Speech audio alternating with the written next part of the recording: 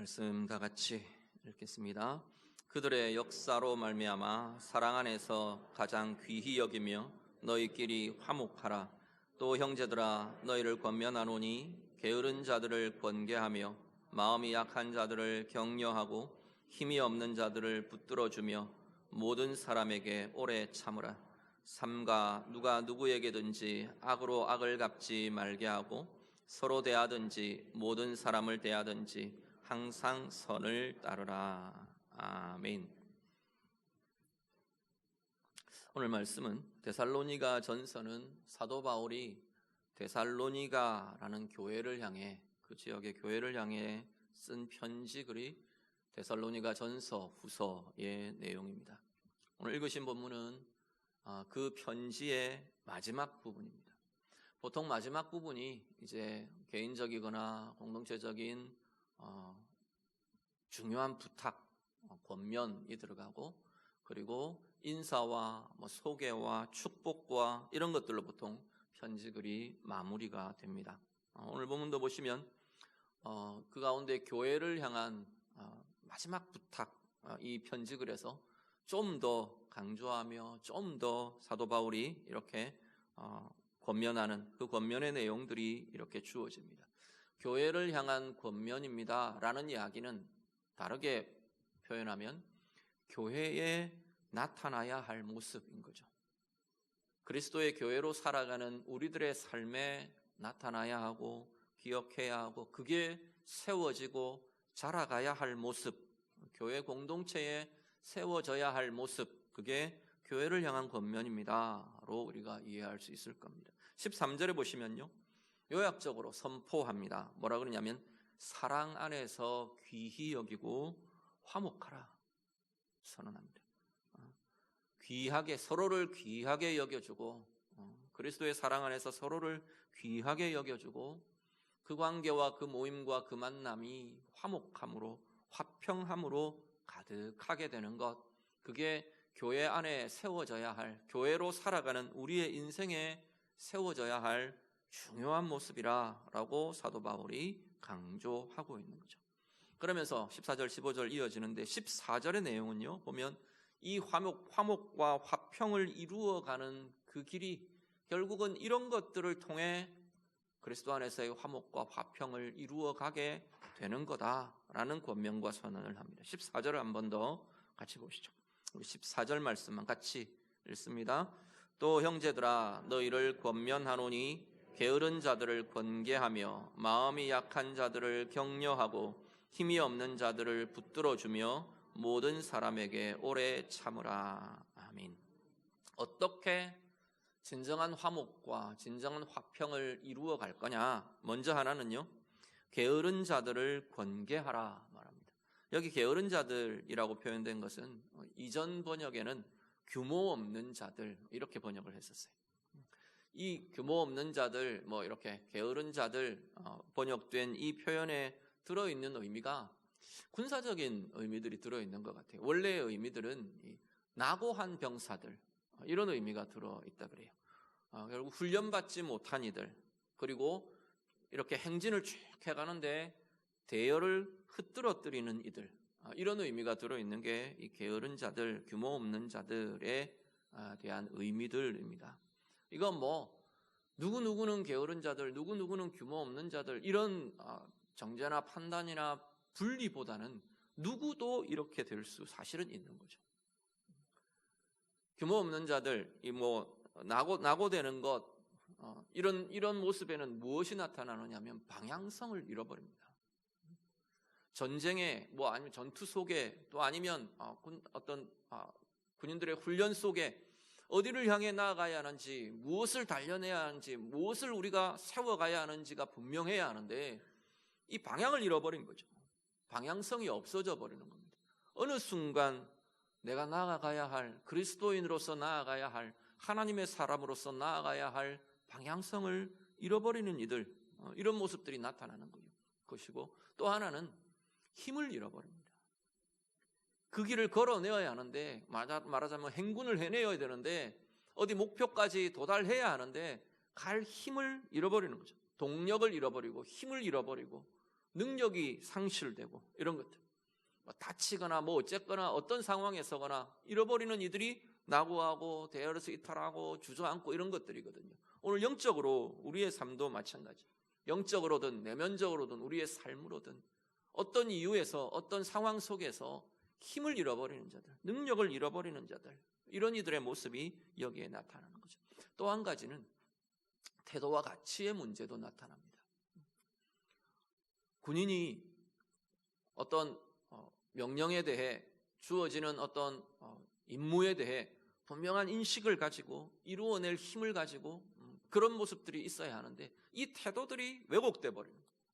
태도와 가치요. 그리스도인으로 살아내어야 할 내 삶의 가치와 내 삶의 모습과 내 삶의 태도가 흐트러져 버리는 거예요. 아니면 왜곡되거나 이탈하거나 이런 모습들이 나타나는, 이들을 총칭해서 지금 이 본문은 게으른 자들 이렇게 부릅니다. 이들에 대해서 그냥 자기 마음대로 하도록 내버려 두면 이 화평과 화목이 이루어지는 게 아니라는 거죠. 그래서 어떻게 하느냐 하면 이들은 권계하라 말합니다. 권계하라. 권계라는 말은 권할 권자 쓰고 경계할 계자 씁니다. 권하고 경계하는 것. 권면해라, 충고해라, 가르쳐라, 이런 의미가 같이 들어있는 거죠. 가르쳐야 합니다. 뭘로 가르칠까요? 하나님의 진리로, 하나님의 참된 뜻으로 다시 일깨우는 거죠. 다 알았던 것일 수도 있어요. 미처 몰랐던 것일 수도 있지만 알았었는데 또 가려지고 망각되고 흐려지고 약해지고 그럴 수 있는 거거든요. 다시금 일깨우라, 다시금 보이라, 그 이야기인 거죠. 권계하라 말합니다. 그런데 성경에는 보면 이 권계에는 반드시 같이 품어져야 될 게 있는데, 포함되어야 될 게 있는데 사랑으로라고 이야기합니다. 에베소 4장 15절에 보면 그 이야기를 합니다. 오직 사랑 안에서 참된 것을 하라. 오직 사랑 안에서 참된 것을 말하라, 이런 의미가 함께 들어있죠. 참된 것을 이야기할 때는 반드시 사랑으로 해야 할 것이 분명하게 들어갑니다.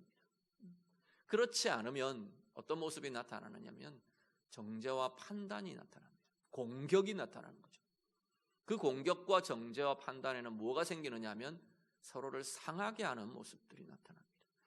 상하게 하려고 하는 게 아닌데 서로 일깨우고 서로 힘을 가지고 서로 다시금 방향을 수정하고 다시금 하나님께로, 다시금 은혜로, 다시금 평강으로, 다시금 행복으로 이렇게 나아가게 하기 위해서인데 사랑으로가 빠져버리면 서로를 상하게 하는 것이 되어버린다는 거죠.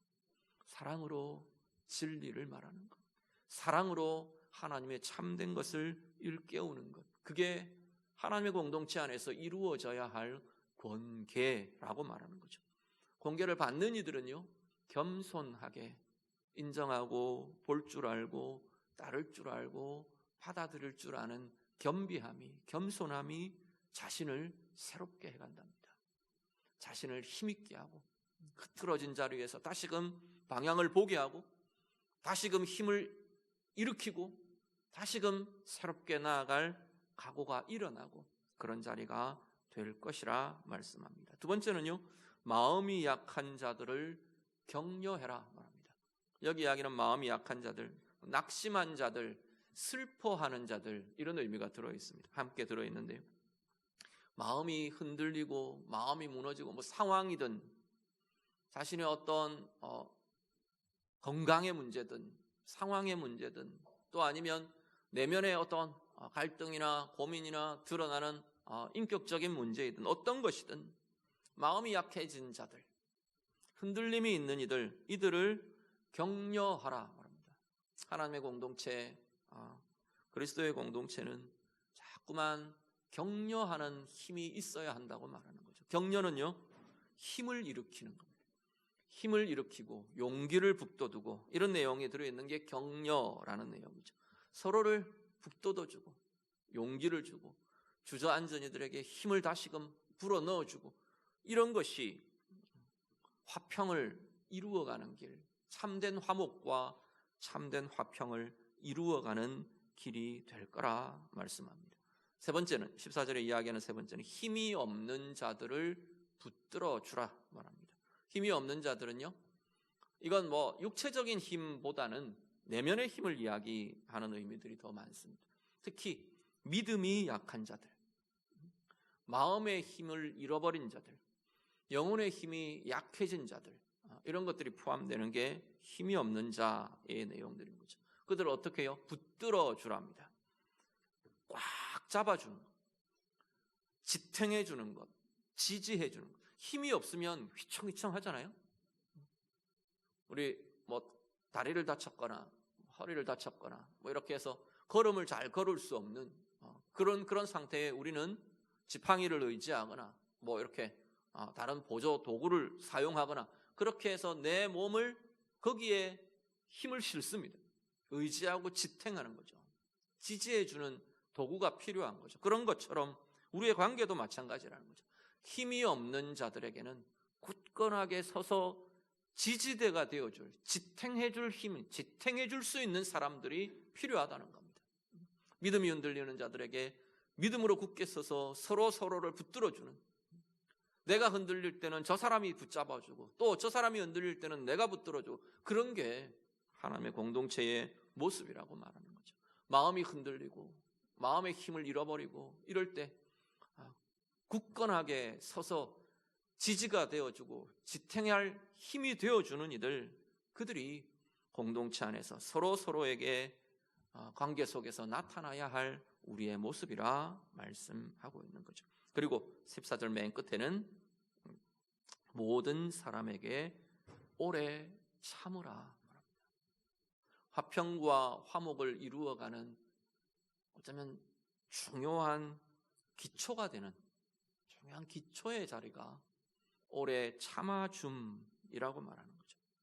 참는다는 건 기다려준다는 의미가 들어있습니다. 흔들릴 때, 때때로 실패할 때, 내 마음에 들지 않는 모습들이 보여질 때 기다려줄 줄 아는 힘, 이게 화평을 이루어가고 화목을 이루어가는 굉장히 중요한 기초가 되고 힘이 된다고 말씀하는 거죠. 기다려주는 데는요, 참아주고 인내해주고 기다려주는 것은, 여기 오래 참는 건 이런 거 아닙니다. 이를 부드득 갈면서 어이구 두고 보자, 그래 나도 언젠간 갚아줄 거다, 이렇게 참는 거 아니고, 그건 참 지금 성경에서 이야기한 오래 참는 게 아닌 거죠. 그 이야기가 아니고, 기다려준다는 의미는 그런 거잖아요. 기다려준다는 거는 저 사람이 변화가 더디면 변화될 시기까지 내가 인내하며 기다려주는 것, 또 돌이키고 돌아올 때까지 인내하며 참아주는 것, 이런 게 기다려주는 거죠. 거기에는 뭐가 들어있냐면 기대를 놓지 않는 것이 들어있습니다. 다 포기해버려, 아이고 저 인간은 틀렸어, 이건 기다림이 아니죠. 포기죠. 버려버리는 거죠. 기대를 놓지 않고 포기하지 않고 인내하며 기다려주는 것. 왜 우리는 기대를 놓지 않을 수 있냐면, 왜 포기하지 않고 기다려줄 수 있느냐 하면, 인생만 바라보면 기대하기 어려울 수도 있어요. 그런데 우리 안에 함께 역사하시는 그리스도를 우리가 보기에, 주님이 우리 안에 계시기에, 그래서 기대할 수 있고 포기하지 않을 수 있는 거죠. 우리 자신도 그렇지 않나요? 나 스스로도 바라보면 약함 투성이고 약점 투성이고, 그런데 내 안에 주님이 계시기에 그 주님 때문에 조금씩이라도 서서히라도 변화되어 가는 것, 또 새롭게 넘어진 자리에서도 새롭게 일어날 힘이 일어나는 것, 혼란하고 방황하다가도 다시금 원점을 찾을 수 있는 힘이 있는 것, 비추어지는 빛이 있는 것, 그게 우리에게 있기에 우리에게도 소망이 있는 거죠. 나와 함께하는 지체들에게도 마찬가지입니다. 그 안에 주님이 계시기에, 그를 향한 주님의 사랑이 있고 그를 향한 주님의 계획이 있으시기에, 그걸 우리가 믿고 의지하는 거죠. 그 주님의 사랑, 그 주님의 계획은 변함이 없으시거든요. 사람은 막 이랬다 저랬다 하지만 주님은 변치 않으시는 분이기에, 그래서 변하지 않으시는 주님, 영원히 우리를 향하여 가장 선하신 뜻과 계획을 가지신 그분을 내가 신뢰하기에 기대를 놓지 않을 수 있는 거죠. 포기하지 않을 수 있는 거죠. 그래서 기다려줄 수 있게 되는 거죠. 오늘 우리의 삶이요, 공동체, 교회 공동체 마찬가지. 좀 더 작게 들어가면 가정도 하나님 주신 소중한 공동체입니다. 어쩌면 가장 기초가 되고 기본이 되는 공동체의 자리가 가정일 수 있을 겁니다.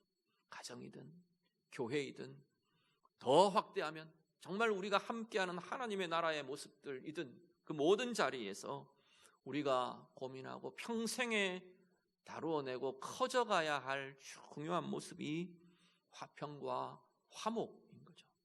화평과 화목은 문제 없으면 화평합니다, 화목합니다와 굉장히 다릅니다. 그런 것 같으면 화평이라는 상태를 표현하겠죠. 그런데 뭐라고 표현하냐면 성경은 계속 뭐라고 이야기하냐면 동사로 이야기해요. 화평해라 이야기하는 거죠. 화평을 이루라 말하는 거죠. 화목하라 명하는 겁니다. 명령형이라는 건 상태에 대한 이야기가 아닙니다. 오늘 우리가 이루어내야 될 자리, 내가 나의 삶으로 풀어내고 행해야 될 자리라고 말씀하는 거죠. 오늘 우리 안에 서로를 향한 힘이 없는 자들, 때때로 방향을 잃어버린 자들, 때때로 흔들리는 이들, 때때로 마음이 약해지고 마음이 무너지는 이들, 우리 서로에게 나도 그럴 때가 있고 저 사람도 그럴 때가 있고 그런 것이잖아요. 그런 자리에서 오늘 정말 오늘 하나님의 말씀대로 서로를 붙들어주고 서로를 격려하며 힘을 일으켜주고 서로를 하나님의 진리로 하나님의 선하신 뜻으로 보게 하고 일깨워주고 또 공급해주고 세워주는 화평을 이루어가는 참 화목과 화평을 이루어가는 우리의 모습들, 우리의 관계들, 우리의 공동체가 특별히 오늘 우리 목장에 놀러 모였는데 우리 목장이 다 되시기를 우리 주님 이름으로 축복합니다. 거기에는 반드시 기억하셔야 할 것이 모든 사람에게 오래 참아주는 인내가 필요하답니다. 마음 나에게 잘해주는 사람, 나하고 잘 맞는 사람, 좋은 상태, 그때 이게 강조되겠습니까? 안 되니까 강조가 되는 거죠. 실망을 일으킬 때, 누군가가 내게 실망을 줄 때, 누군가가 나를 상하게 할 때, 저 짐덩어리 싶을 때, 그때 우리는 이 말씀을 기억하셔야 하는 거죠. 하나님 앞에서 우리 주님 때문에 오래 참아줄 수 있고 정말 기대를 놓지 않고 기다려줄 수 있는 이 사랑과 인내의 힘이 오늘 우리 가운데 날마다 더 힘있게, 내가 은혜가 있어야, 내가 힘이 있어야 이 일들을 할 수 있습니다. 내가 은혜가 고갈되면 참아줄 수가 없죠. 내 안에 은혜가 고갈되면 나도 똑같이 반응들이 일어날 수밖에 없습니다. 아니면 내가 그것들을 일으키는 원인이 될 수도 있는 거죠. 하나님 앞에서 우리 안이 자꾸만 하나님의 은혜로 충만하여져 가며 오래 참아줄 수 있고 기다려줄 수 있는 화목과 화평을 이루어가는 자로 살아가는 우리 모두가 다 되시기를 우리 주님 이름으로 축복합니다. 15절 우리 한 절 더 같이 보시죠. 15절 말씀 같이 읽습니다. 삼가 누가 누구에게든지 악으로 악을 갚지 말게 하고 서로 대하든지 모든 사람을 대하든지 항상 선을 따르라. 아멘. 자, 그리스도의 관계, 그리스도인의 공동체가 추구하는 것은 단순한 신교 모임과는 다릅니다. 그렇죠. 그냥 좋은 관계면 되고 서로 그냥 아이고 좋다 하면 되는, 그 관계 속에서 만족을 얻고 관계 속에서 위로를 얻고 중요하죠. 그게 없다는 이야기는 아닙니다. 그게 분명히 있어야 하는데 그게 전부는 아니라는 이야기죠. 그게 전부도 아니고 그게 최종적인 우리의 궁극적 목표도 아니라는 겁니다. 공동체 안에서 우리가 고민해야 될 자리가 세상의 사교 모임과 다른 이유가 이런 것들인 거죠. 친교를 통해 내게 만족을 주는 만남, 내게 만족을 주는 모임, 그게 우리의 공동체의 끝이 아니라는 이야기입니다.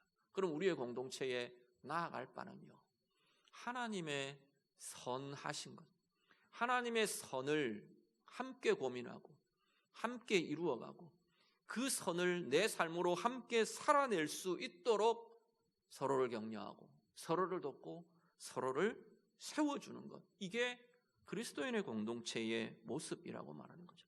하나님의 선을 이루어가는 것, 이게 우리 인생의 목표요, 우리 공동체의 목표요, 방향이라고 말씀하는 겁니다.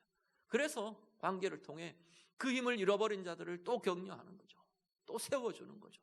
또 지탱해주고 붙들어주고 일깨워주고 우리가 같이 보고 같이 경험하고, 그게 있어야 되는 자리가 우리의 공동체에 있어야 할 모습이라고 말하는 겁니다. 항상 선을 따르라 말씀합니다. 항상 선을 따르라. 여기 보면 서로 대하든지, 이건 개인과 개인의 관계이죠. 개인과 개인의 관계에서도 계속 우리가 고민해야 할 바는 하나님의 선이 무언가, 하나님이 기뻐하시는 뜻이 뭔가, 그게 우리 인생을 가장 아름답게 만드는 과정이고 길이기 때문에, 하나님이 그 선하신 뜻을 가지고 우리를 창조하셨기 때문에 그 선을 향해 나아가는 인생이 가장 아름답고 가장 복되게 되는 거죠.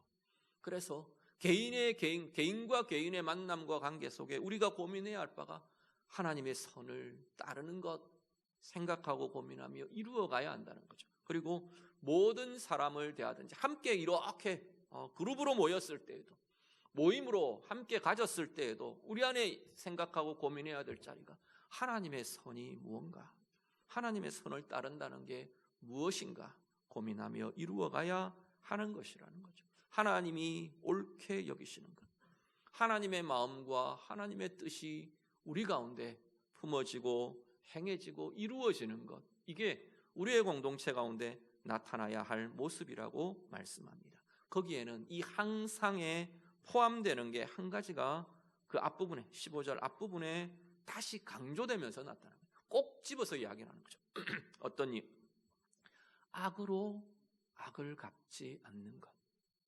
이게 항상에서 우리가 염두에 두어야 될 자리라는 겁니다. 항상이라는 건 이것도 포함한다, 그 이야기라는 거죠.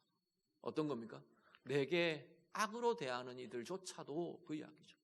내게 상처를 주는 이들조차도, 나를 상하게 하는 이들조차도 그 이야기가 되는 겁니다. 로마서 12장 21절에 보면 그렇게 말씀합니다. 악에게 지지 말고 선으로 악을 이기라 말씀합니다. 근데 그 앞에 내용이 뭐가 들어있냐면, 어떤 게 악에게 지는 거냐, 어떤 게 선으로 악을 이기지 못하는 모습인가가 앞에 나옵니다. 어떤 게 선으로 악을 이기는 거냐, 그런 모습을 다시 이야기하는데, 그 바로 앞에 나오는 내용이 뭐냐면, 원수가 목마를 때 마시게 하고, 원수가 줄일 때 먹여주고. 원수는, 일반적 상식으로는 원수는 내가 복수하고 갚아주어야 되는 대상이 원수예요. 내가 대적하고 내가 싸워야 될 대상이 원수예요. 그런데 그렇게 똑같이 그 사람이 내게 행한 악으로 나도 갚아주는 것, 그게 악으로 악을 갚는 것이라는 거예요. 하나님의 사람들은 우리의 관계 속에서는 선으로 악을 이기는 힘, 이게 우리 개인으로 봐도 나를 가장 아름답게 만들어가는 것이 그 길이라고 말하는 거죠.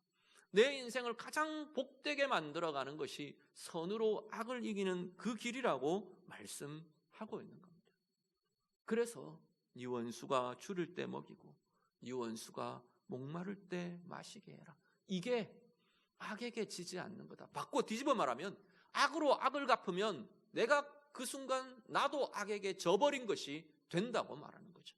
그래서 선으로 악을 대하며 선으로 악을 이기는 삶, 그게 하나님의 자녀들이 나아가야 할 길이라 말합니다. 그래서 그 길이야말로 항상 우리가 하나님의 선을 따르며 행하는 길에 중요한 과정이 되고 길이 된다 말씀하고 있는 겁니다. 오늘 우리들이요, 선으로 악을 이기며 항상 하나님의 선을 따라가고 이루어가는 자로 살아가는 우리의 삶이 될 수 있기를 간절히 바랍니다. 그러려면 알아야 해요.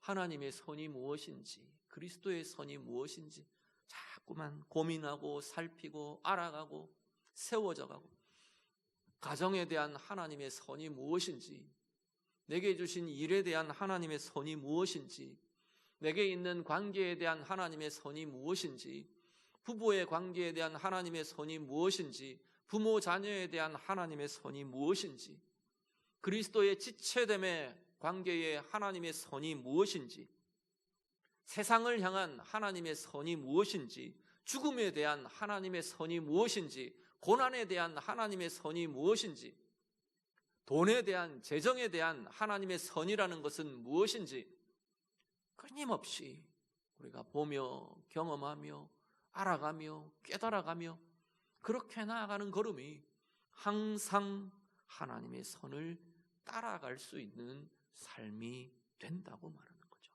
오늘 우리 목장으로 모였습니다.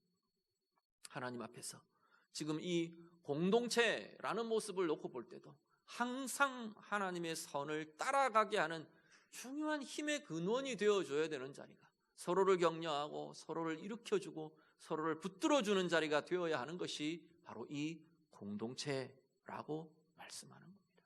오늘 예배하시는 성도님들, 오늘 우리 안에요, 우리의 가정이, 우리의 관계가, 우리의 목장이, 우리 각자의 삶의 자리가 정말 항상 하나님의 선을 따라가며 이루어가는 자로 살아갈 수 있기를 간절히 바랍니다.